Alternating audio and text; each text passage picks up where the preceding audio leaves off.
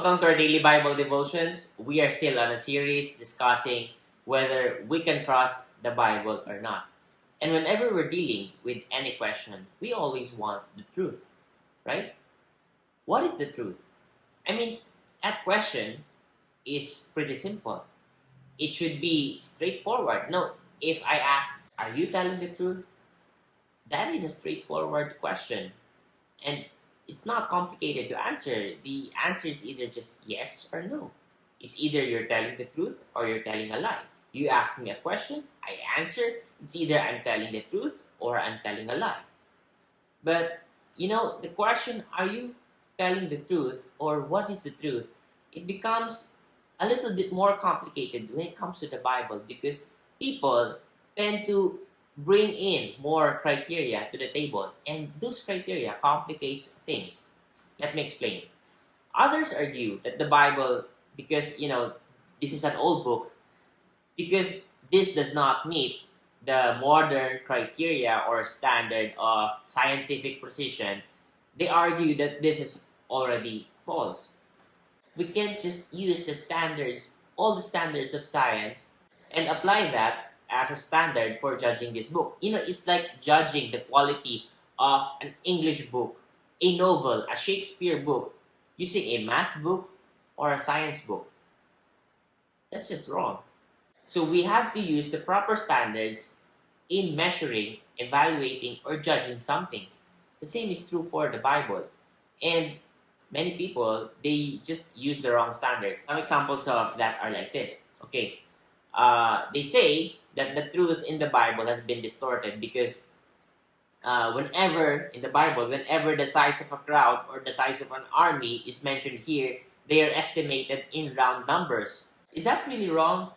Even in modern times, when a news report says that 50,000 people assembled for a football game, it is not considered to be engaging in falsehood or fraud or deceit because it has rounded off 49,878 to 50,000.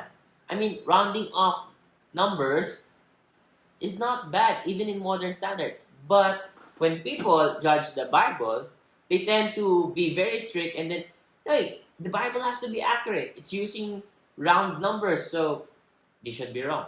Other things that are brought to the table are things like the observations of the human eye.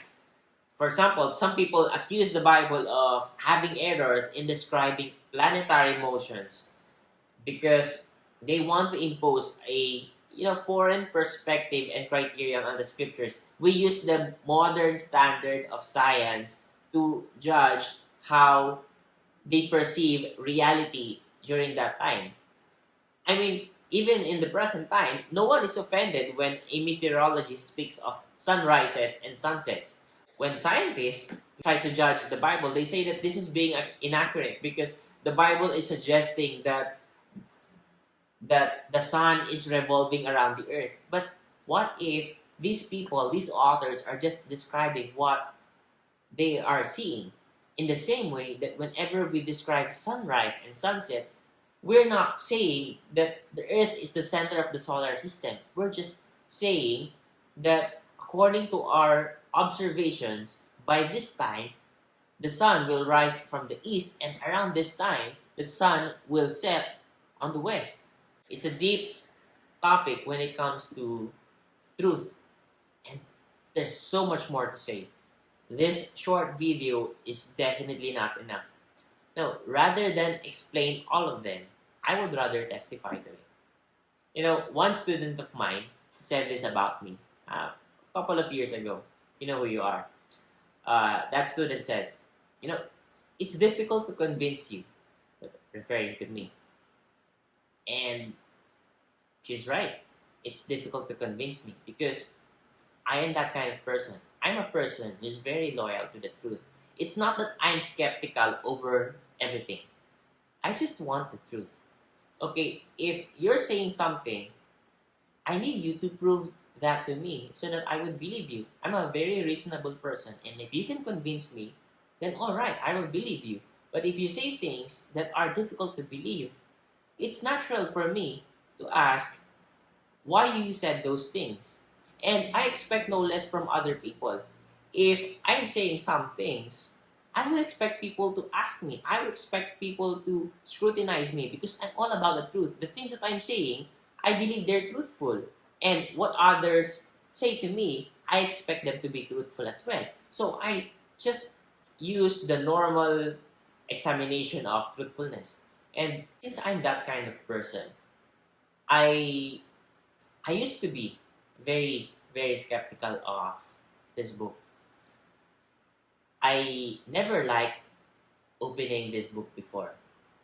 But at one point in my life, I just gave it a try. I opened it, I read it, and everything that I've read, I did not just accept. I tried to think about them. I analyzed them. I scrutinized them. I do my homework well. I can tell you, this is the truth. You can trust this. And the truth that I can attest is that we can trust the Bible because it gives us truth that corresponds to reality, that corresponds to the things in this world, that corresponds to the world that you're living in, that you and I are living in. And whether that reality is historical, factual, or spiritual, this Bible passes that standard of correspondence. It corresponds to reality. This is very truthful. Now, if you have doubts, if you have questions about this Bible, feel free to ask me. Let's talk about it. If you have doubts about something, don't just keep it. Give that thing or that person a benefit of the doubt and try to ask questions. Check, maybe you're wrong. Maybe the other thing or the other person is actually right all along. And you owe it to yourself to know what the truth really is and not just believe whatever you hear from around you. You have to ask. You have to think critically. You have to be intelligent. You have to be smart. Now, if you need help, message me. I'm here. I will answer your questions about the Bible. But again, I can attest, this book is very much truthful.